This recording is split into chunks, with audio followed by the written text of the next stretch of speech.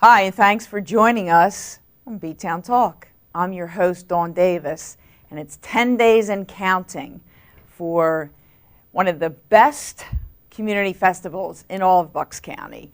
Bensalem Fall Festival, celebrate community pride, formerly known as Pride Day. You know, sometimes, when you name something, one thing, and then you change, some people just default to Pride Day, and that's fine because that means it has a fabulous reputation. We're 10 days out, and we're getting more and more excited. Of course, we get nervous because the weather makes or breaks this event. And it's Saturday, October 1st, with a rain date of October 2nd. But I can tell you that about 14 days out, really start studying some of the reports, some of the long-range weather forecasts, and it's looking pretty good for Saturday. Nice and comfortable and sunny. So like I said, the weather makes or breaks this great event. For those of you who might be new to Bensalem and have never experienced Bensalem's Fall Festival, we're now in our 26th year. This was born of Bensalem Township's 300th birthday, the tricentennial, and what started out as a very small community event has grown exponentially into what exists today, which is we have food vendors and street vendors. And when I say street vendors, I mean our business vendors who have a product or service to educate the community, as well as our nonprofit population who are also there to explain some of the services that you might be interested in. And then we have all-day entertainment, and that includes so many things. The entertainment schedule will be up in the next couple of days because with entertainment, things are constantly changing. And when we get the finalized schedule, it will be up for public consumption within a few days, like I said. We always open the ceremony. It's from 11 a.m. to when the fireworks end, just to give people a quick just insight into the time if you're new to the event. The gates per se don't open until 11. If you're a vendor, it's a whole different story. I'm not even going to talk about that really, just a few little things here and there as reminders.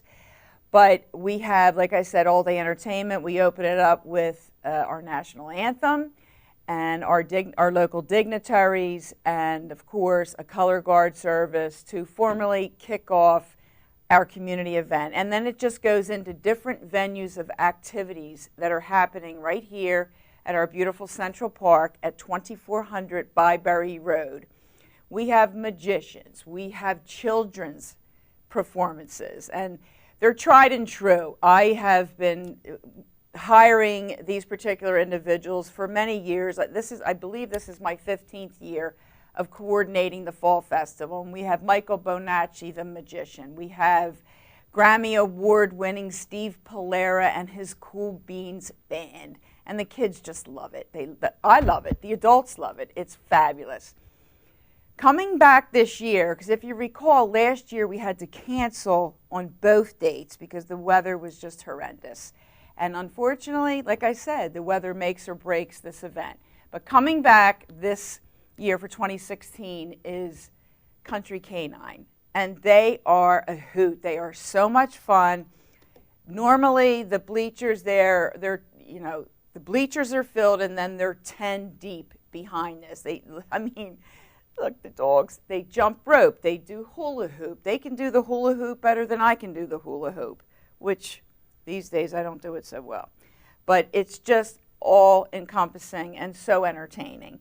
And we believe we're going to have a string band, and we have rock and roll racing, and we have anywhere miniature golf, and we have Bensalem's finest doing their fabulous motorcade patrol show. It's just awesome what they do. My hat's off to the guys that are practicing, and they're very dedicated to, of course, not only what they do as police officers, but this ancillary craft that they have that they do and perform for everybody, and everybody loves it. And of course, the canine as well. And then, like I said, there's just a hubbub of activities. There will be amusements for the kids. That's Pony Express. He's also a tried and true vendor that comes and supplies these rides and some food. And in speaking to Ray, he's, of course, we're on a first name basis. Like I said, well, I've been doing this a long time. He doesn't have a lot of his food trucks anymore. So that means that our food vendor alley, which is inclusive of Carrabba's and Outback and Texas Roadhouse and Best Darn Kettle Corn and the Shrimp Man, Harry the Shrimp Man, I love it, and Pennsylvania Dutch funnel cakes, all that good carnival eats. It's just a good time. And of course, everybody loves the food that day. It's terrific. And it's just a great day for family to get together, for neighbors to come and see each other. Sometimes, you don't see each other all winter, and you might see each other a couple times in the summertime, but then everybody converges on this park, and we literally get about 20,000 people that cycle in and out all day long. Now, one important aspect of the Fall Festival is how do you get here and where do you park? Well, for the general public who's not participating as a vendor or talent or personnel, you need to get here by Bensalem school bus. And how that happens is you just park your car very conveniently at the Bensalem High School, which is on Humeville Road, 4319 Humeville Road, and I'm back. And you just hop on one of the buses. I can't thank Bensalem School District enough for supplying the buses and the drivers to transport everyone over here. The bus stops right out at Byberry Road, and these buses run in 10 and 15-minute loops all day long, even after the concert and fireworks, which we'll get to. As far as handicap parking is concerned, that stop is the Bensalem Senior Center, and there will be a handicap accessible bus with the lift that is provided for those handicapped individuals that want to be a part of the day and come over here and have a good time. So with that being said, you just can't go wrong. To me, why would you want to park here? It's crazy. The only people that can park here, like I said, are vendors, talent, and of course employees that are participating. The only way that you'll get on here, on these grounds, is with one of these parking passes. There's different categories for different things. Stage access, if you're a sponsor, a vendor, a food vendor, and a regular sponsor. They're like handicap placards. You hang them on your rear view mirror, and then the police officers who are at the various entrances will check these. They'll actually take them from you. If you need to leave and come back, they will give it back to you. And as it has worked quite well since we instituted this particular security element. So, with that being said, my favorite thing, as the evening approaches, 6 o'clock, we're going to have the free concert like we always do. And this year, it's Rocky and the Rollers. Now, they do a mix of doo-wop, street corner doo-wop, and it's 8 guys with a fabulous band. And rock and roll. So it's a real mixture of the 1950s and the 1960s. And I threw out some questions on Facebook yesterday, because when I booked Rocky and the Rollers, which was about 7 or 8 months ago, apparently there's a guy, Rocky, whose name is Jerry Cedar, I've come to learn, who was a Bensalem high school graduate, either in 1980 or 1981. Now, I didn't go to Bensalem High School, so I'm not really familiar with some of the classes and some of the people and things like that. So, like I said, I put it out there, and people told me, Bensalem alumni, and then, I had to go on the internet to find out a little bit more information, because that's really all I got. I got that he was a cool guy, and they used to hang out with him and party with him, and he's awesome. But I trusted my computer to go on and find some information. So, obviously, he's the lead guy. He's a fabulous drummer, and he's the lead singer. Such a good drummer that back in the day, he, even before high school, a little bit before graduating high school. He was an original, well, not an original, Danny and the Juniors.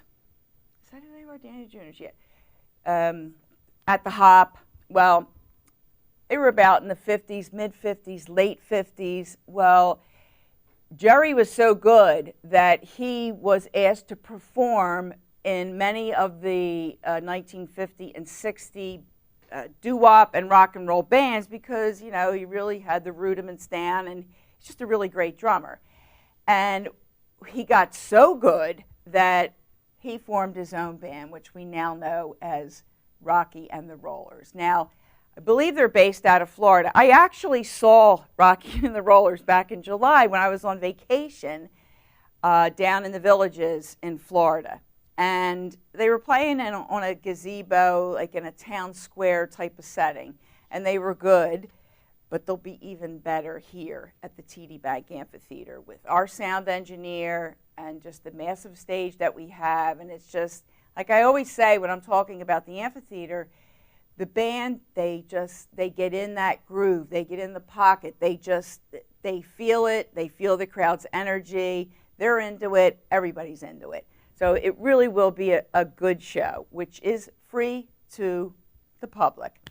Then, after that, of course, are our second to none fireworks. It's an extravaganza that is not to be missed.